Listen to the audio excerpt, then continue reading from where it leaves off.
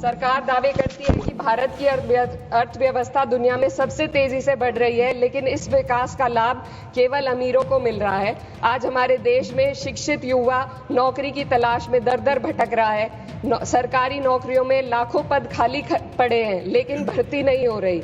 निजी क्षेत्र में भी नौकरियों की संख्या घटती जा रही है।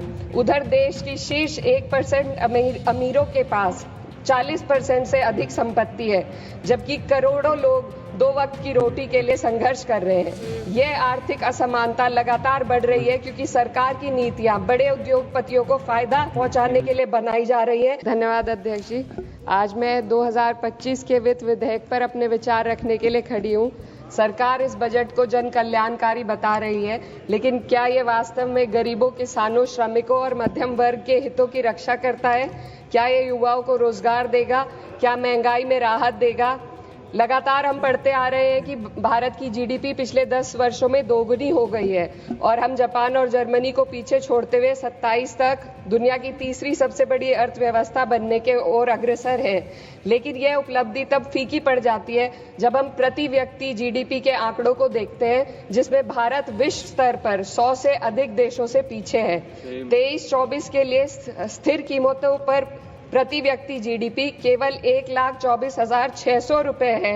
ये कोई आश्चर्य की बात नहीं कि सरकार इस डेटा पर बात करने से बचती है, क्योंकि वे ये नहीं समझा सकते कि पूरे देश की जीवन स्तर में वृद्धि क्यों नहीं हो रही।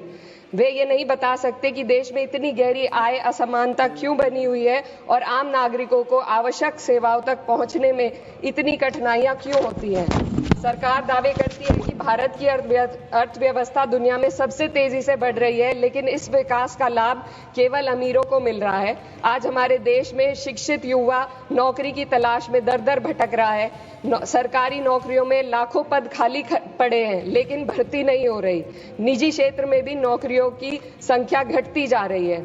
उधर देश की शीर्ष 1% अमीरों के पास 40% से अधिक संपत्ति है, जबकि करोड़ों लोग 2 वक्त की रोटी के लिए संघर्ष कर रहे हैं। यह आर्थिक असमानता लगातार बढ़ रही है क्योंकि सरकार की नीतियां बड़े उद्योगपतियों को फायदा पहुंचाने के लिए बनाई जा रही है, जबकि गरीबों और मध्यम वर्ग को महंगाई और टैक्स के बोझ तले दाबा जा रहा है। जब यह सरकार सत्ता में आई थी तब $1 लगभग 60 रुपए के बराबर था और आज 83 तक पहुंच गया है। Sir 2 minute. रुपए की इस गिरावट का सीधा असर आम जनता पर पड़ता है। इस सरकार की मौजूदा वित्तीय नीतियां पूरी तरीके से अमीरों के पक्ष में झुकी हुई है।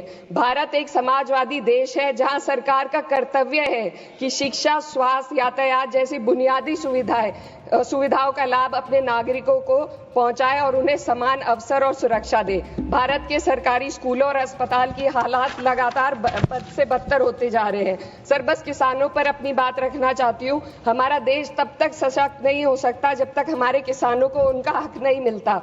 2023-24 में भारत की 46% श्रमिक आबादी कृषि क्षेत्र में कार्यरत थी, फिर भी इस क्षेत्र को नजरअंदाज किया जा रहा है। सरकार किसानों की आय दुगनी करने का वादा करती है, लेकिन असलियत यह है कि खेती की लागत बढ़ रही है, जबकि किसानों की आमदनी स्थिर बनी हुई है। ट्रैक्टर और हार्वेस्टिंग मशीनों पर 12% जीएसटी में। सर 1 मिनट, सर किसानों का मुद्दा है, बस 1 मिनट सर, खत्म कर लें। हार्वेस्टिंग मशीनों पर 12% जीएसटी से किसानों को परेशानी और बढ़ रही है। यदि सरकार इस बोझ को कम कर दे तो खेती में फायदा होगा। साथ ही साथ प्रधानमंत्री किसान सम्मान निधि के तहत जो मिलने वाली राशि है उसको बढ़ाकर 6,000 से 12,000 कर दे तो किसानों की आय में फायदा होगा।